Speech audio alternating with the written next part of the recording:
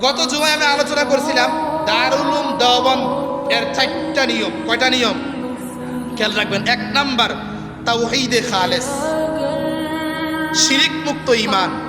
2 number ইত্তেবাই সুন্নতি রাসূল সাল্লাল্লাহু আলাইহি ওয়াসাল্লাম, সমাজে আল্লাহর রাসূলের সুন্নতকে প্রতিষ্ঠিত করব, বেদাতকে দূর করে দেব। 3 নাম্বার ইলায়ে কালিমাতুল্লাহ, সব জায়গায় আল্লাহ তাআলার বিধানকে, আল্লাহর নামকে উঁচা রাখব। 4 নাম্বার তাআল্লুক মা আল্লাহ, আল্লাহর সাথে সম্পর্ক করব। সম্পর্ক কার সাথে করব? আল্লাহর সাথে সম্পর্ক করব। আল্লাহ আমাদেরকে এই 4টা কথার উপর আমল করার তৌফিক দান করুন। আজকে 3 নম্বর পয়েন্টের ব্যাখ্যা শুনেন। ইলায়ে কালিমাতুল্লাহ, সকল স্তরে আল্লাহর কথাকে উঁচু রাখা। এর দালিল নবীজি সাল্লাল্লাহু আলাইহি ওয়াসাল্লাম যখন নবুয়ত পাইলেন, কি পেলেন বলেন? যখন নবীজি নবুয়ত পাইলেন, তখন রাসূল আকরাম সাল্লাল্লাহু আলাইহি ওয়াসাল্লাম যখন মানুষকে ইসলামের দাওয়াত দিতেছে, তখন মক্কাতুল মুকাররমার মানুষদের মধ্যে 3টা দল হয়েছে। কয়টা দল বলেন? 3টা দল। 1 নাম্বার দল যারা মুমিন, যারা রাসূলের উপর ঈমান এনেছে। 2 নাম্বার দল যারা কাফের, কাফের থাকা সত্ত্বেও আল্লাহর রাসূলকে সাপোর্ট দিয়েছে। 3 নাম্বার যারা নবীজিকে সাপোর্ট দেয় নাই এবং যারা কাফের অবস্থায় অটল ছিল। তাহলে দল কয়টা হলো? 3টা। নবীজি সাল্লাল্লাহু আলাইহি সাল্লাম যখন মক্কায় হককে বলতে লাগলেন, তখন মুসলমানরা সাপোর্ট দিল, আর যারা কাফের এদের মধ্যে কিছু লোক ঈমান আনে নাই, কিন্তু কি দিয়েছে? সাপোর্ট দিয়েছে। এই এদের ভিতরে উল্লেখযোগ্য একজন হলো যে আবু তালেব আবু তালেব। সে আল্লাহর রাসূল সাল্লাল্লাহু আলাইহি সাল্লামকে সাপোর্ট দিয়েছে, কিন্তু ঈমান আনে নাই। কি আনে নাই? ঈমান আনে নাই। নবীজি সাল্লাল্লাহু আলাইহি সাল্লাম যখন ইসলামের দাওয়াত দিতেন, তখন আবু তালেব ছিল মক্কার নেতা। কিসের নেতা বলেন? কিসের নেতা? মক্কার নেতা। যদি কেউ কাউকে রেইন দেয়, আমরা রেইন দিই না, বিপদ বলে রেইন দিই না। কোরআনের সিস্টেম কিটা, ইসলামী সিস্টেম কিটা?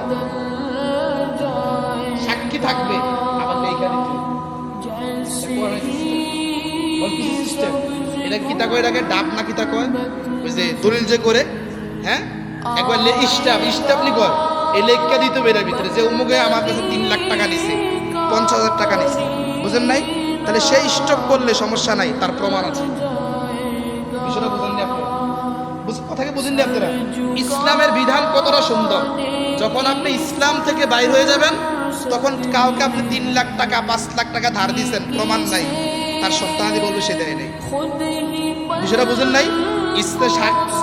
লিখবে এবং সাক্ষী রাখবে, তাহলে পরবর্তীতে কোনো কি হয় না, ঝামেলা হয় না। ইতিমধ্যে দেখবেন সোশ্যাল মিডিয়ায় খুব প্রচার, কুমুকে টিয়া দিছে, উনি আইসিইউতে ভর্তি, স্ট্রোক করছে, হ্যাঁ, ডাক্তার বলছে উনি মারা যেতে পারে, ওই তারা বাড়িতে আবার স্ট্রোক করার মতো হয়ে গেছে। টাকা দিছে, কোনো কি নাই, দালিল নাই, কোনো প্রমাণ নাই, কোনো কি নাই। এটা আমার দোষ না, আপনি ইসলাম মানে আপনার দোষ। হ্যাঁ, এটা মনে রাখবেন। আল্লাহ আমাদেরকে বুঝার মতো তৌফিক দান করুক। তাহলে এখন থেকে আপনারা শিখলেন যে কাউকে কোনো কিছু ধার দিলে কি করে দিবেন? লেখা দিবেন, সাক্ষী রাখবেন। দ্বিতীয়ত, কারো সম্পর্কে কেউ কোনো কথা বললে এই কথাকে যাচাই করার আগ পর্যন্ত, নির্ভরযোগ্য সাক্ষীর আগ পর্যন্ত, যদি তাকে আপনি কোনো কথা জিজ্ঞাসাও করেন, যদি তার উপর কোনো অ্যাটেম্প করেন, আপনি জালেম হিসেবে আল্লাহকে সাব্যস্ত করেন। কি হিসেবে বলেন? জালেম হিসেবে। তাহলে 2টা বিষয় শিখলেন। একটা হলো রেন দিতে গেলে আপনি লিখে রাখবেন, সাক্ষী রাখবেন। দ্বিতীয়ত হলো কাউকে কোনো বিষয়ে সাক্ষী নির্ভরযোগ্য পাওয়ার আগ পর্যন্ত তাকে আপনি কোনো কিছু জিজ্ঞাসা করতে পারবেন না। হ্যাঁ, অমুকে কাজটা করছে কিনা, সাক্ষী, হ্যাঁ আছে 2 জন সাক্ষী, নির্ভরযোগ্য সাক্ষী। কয়জন সাক্ষী? এখন তো টাকা সাক্ষী কিনা যায়। কি কিনা যায়? টাকা সাক্ষী কিনা যায়। রাসূল সাল্লাল্লাহু আলাইহি সাল্লাম হাদিসের মধ্যে বলছেন, আফজালুল জিহাদি, সবচেয়ে উত্তম জিহাদ হলো যে জালেম বাদশার সামনে দাঁড়িয়ে আল্লাহর বরত্বের সাক্ষী দিয়ে দাও। বুঝেন নাই? বাদশা দূরের কথা, সমাজের একটা ভান্ডা নেতা, তার সামনে দাঁড়ায় আমরা সত্য কথা বলতে, বাদশা দূরের কথা। বুঝেন নাই? বাদশা দূরের কথা, সমাজের একটা নেতা, ফসা একটা নেতা, দুর্নীতিবাজ, তার সামনে দাঁড়াইয়া স্পষ্ট হক কথা কইতে পারে, আবার বড় বড় কথা। বুঝেন নাই? সবচেয়ে জিহাদ হলো যে জালেম বাদশার সামনে দাঁড়িয়ে হক কথাকে বলে। যাই হোক, আল্লাহ আমাদেরকে বুঝার মতো তৌফিক দান করে, সকলে আমিন বলে। কারণ সর্বোচ্চ কুষ্ঠারের ভিতরে ফেকুর আলেম, আলেমদের ইজ্জত বুঝে না, ইসলামের ওয়াকার বুঝে না। একেবারেই যে এলাকার সবচেয়ে বড় ধনী আলেমদের প্রধান বক্তার নাম, বিশেষ বক্তার নাম, ইমাম সাহেবের নাম সবার নিচে দিয়া যে সবচেয়ে বড় সুদখোর, এই সভাপতির নামটা উপরে দেয়। আছে না নাই? আছে না নাই বলেন? আছে না নাই বলেন? আল্লাহর কাছে আল্লাহর দ্বীন প্রচারের জন্য সবচেয়ে বেশি যোগ্য স্থান আলেমদের। এই জন্য সভাপতি কেন বলেন? আলেম। উঁচু চেয়ারটা কে বলেন? আলেম। যদি আপনি খেয়ানত করেন ক্ষমতার দখলে, টাকার দখলে, হয়তো বিন্দিসি আলেম কিছু বলে না, আপনি আলেমকে ইহানত করার কারণে, বেজ্জতি করার কারণে, ইসলামকে তুচ্ছ করার কারণে আল্লাহর কাছে আপনি দায়ী দিতে হবে, জবাবদাহি করতে হবে। সমাজের আকে বাকে, হ্যাঁ, এই জিনিসটা একেবারে প্রত্যেক জায়গায় এটা আছে। এটা সবার উপরে সভাপতির নাম। হ্যাঁ, না আছে ইসলামী কোনো যোগ্যতা, না আছে নামাজি, একেবারে সে দুর্নীতি এক নাম, সুদে এক নাম্বার, ঘুষে এক নাম্বার, হককে পছন্দ করে এই ক্ষেত্রে এক নাম্বার, উনার নামটা সবার উপরে দিয়ে দেয়। দেওয়ার পরে এরপরে আইন না প্রধান বক্তারা বলে আপনি প্লাস্টিকে চেয়ারে বসেন, আর আমাদের সভাপতি আলহামদুলিল্লাহ উনার নাম উপরে, উনারা সুফা দেয়। দেশে আছে না নাই?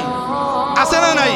এ সমস্ত আলেমদেরকে নসিহা করছি, ভাইয়া আপনি এই কাজটা করে উলামায়ে কেরামকে আপনি অপমান করিয়েন না। আমি যা আপনাদের ঈদগাহ বলছিলাম যে ঈদের নামাজ পড়তে আইলে অনেক আলেমরা আছে, ডাক্তার সব নাইয়েন, সভাপতি সব নাইয়েন, চাকরি বয়ে বেটা। ঈদের জামাত, মসজিদের জামাত এটা সবার জন্য সমান। ডাক্তার যেখানে আসছে সেখানে বসবে, ঈদগাহ সব যেখানে আসছে সেখানে বসবে, তুমি কে ডাক দিয়ে আনার জন্য? নবীজি সাল্লাল্লাহু আলাইহি সাল্লাম সাহাবায়ে কেরামের মধ্যে দাঁড়াইতেন। একদিন আল্লাহ রাসূল গিয়েছে, সাহাবায়ে কেরাম দাঁড়ায় গেছে, ঠিক আছে, সাহাবায়ে কেরাম দাঁড়ায় গেছে। নবীজি বলতে, সাহাবীরা সাবধান, আমাকে দেখলে কখনো দাঁড়াইবে না। কেন? প্রশ্ন হয় কেন? তখন নবীজি বলছে, কাউকে দেখা দাঁড়ানো এটা হলো অহংকারী আলামত। কিসের আলামত বলেন? অহংকারীর আলামত। রাসূল স্পষ্ট নিষেধ করছে যে আমাকে দেখলে কখনো দাঁড়াবে না। এজন্য আবারও বলছি, ইসলামের বিধানকে আপনি নামাজ পড়েন আর না পড়েন, আপনি ইসলামের বিরুদ্ধে কিছু বলবেন না। আপনি নামাজ পড়েন না, একটা গুনাহ, যদি নামাজের বিরুদ্ধে কথা বলেন ডাবল গুনাহ, ঈমান চলে যাবে। কি চলে যাবে? যারা হক কথা বলার মতো তৌফিক যোগ্যতা আল্লাহ সকলকে দেয় না, যে বলে সর্বাধিক থেকে তাকে আপনি সাপোর্ট করেন। আবু তালেব সাপোর্ট করছে, আল্লাহ পাক রব্বুল আলামিন বলছেন, হাবিব ইসলামকে সাপোর্ট করার কারণে, আপনাকে সাপোর্ট করার কারণে বেঈমান হয়ে মারা গেছে, জাহান্নামের সর্বনিম্ন শাস্তি তাকে দেব, সব শাস্তি মাফ, একটা শাস্তি দেব। কি সাপোর্ট করার কারণে বলেন? ইসলাম সাপোর্ট করার কারণে। আল্লাহ আমাদের সকলকে ইসলামের আওতায়, ইসলামের ছায়াতলে হককে, ইসলামকে ভালোবাসার মতো বুঝ শক্তি নসিব করুক সকল। আমিন। আসসালামু আলাইকুম ওয়া রাহমাতুল্লাহি ওয়া বারাকাতুহু।